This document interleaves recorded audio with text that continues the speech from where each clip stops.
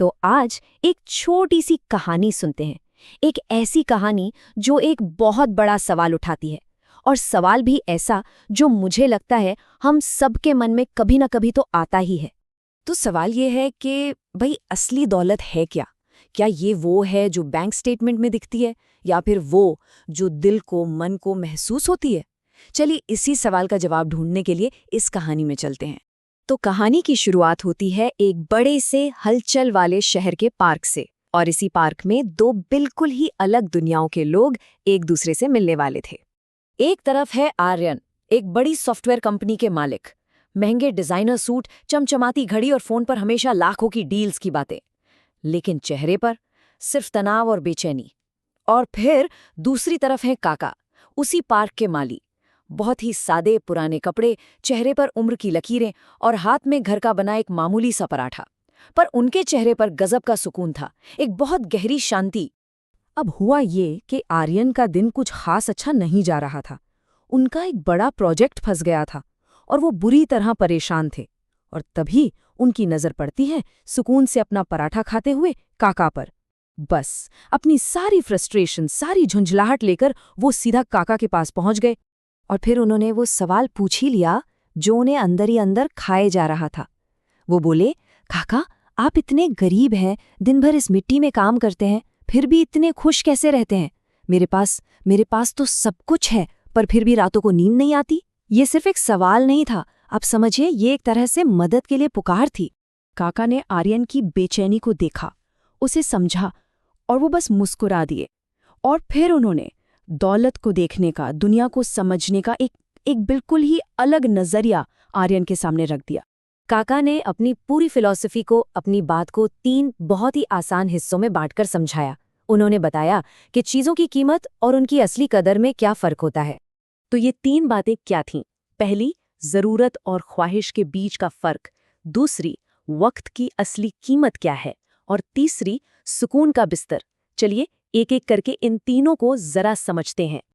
तो काका ने समझाना शुरू किया, साहब, मेरी ज़रूरतें बहुत थोड़ी हैं, इसलिए मेरा ये थोड़ा भी मुझे बहुत ज़्यादा लगता है।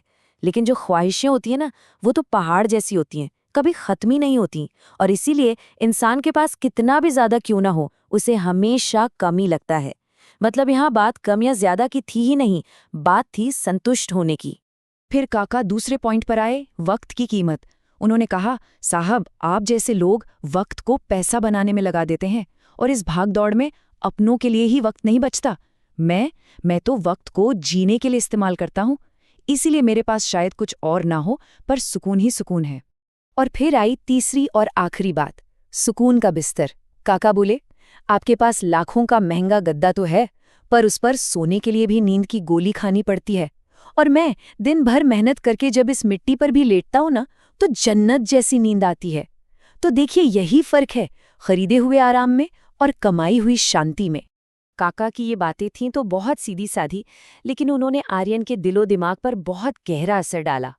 और बस यही वो पल था, एक एपिफनी का मोमेंट, जब उन्हें एक बिल्कुल नई समझ मिली।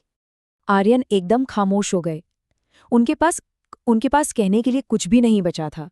ऐसा लगा जैसे काका के शब्दों ने उनके अंदर चल रही जो सालों की भागदौड़ थी ना, उसे एक पल में रोक दिया हो। और उसी खामोशी में उन्हें इस पूरी कहानी का असली मतलब समझ आया कि असल में अमीर वो नहीं है जिसके पास सबसे ज्यादा सामान है। अमीर तो वो है जिसे सबसे कम चीजों की जरूरत पड़ती है। अब उन्हें ये एहसास हो रहा था कि जिस चीज को वो दौलत समझकर उसके पीछे पागलों की तरह भाग रहे थे, उसने उन्हें असल जिंदगी से, सच्ची खुशी से कितना दूर कर दिया था। हाँ, उनका बैंक अकाउंट तो दिन ब दिन भर रहा था, पर अंदर से उनकी रूह खाली होती जा रही थी। तो इस पूरी कहानी का सार क्या निकलता है? ये कहानी हमें सच्ची दौलत के बारे में आखिर सिखाती क्या है? असली दौलत, सच्ची दौलत है संतोष, कंटेंटमेंट। ये वो शांति है जो ज्यादा पाने से नहीं, बल्कि कम में भी खुश रहने से आती है। मतलब पैसा आपको सुविधाएं तो दे सकता है, पर सुकून नहीं खरीद सकता। और अब वो आखिरी सवाल जो ये कहानी हम सब के लिए छोड़कर जा रही है, कि कोई भी इंसान अपनी दौलत को कैसे मापता है, अपने बैंक बैलेंस से या अपने मन के संतोष से? ये सवाल वाकई सोचने वाला है।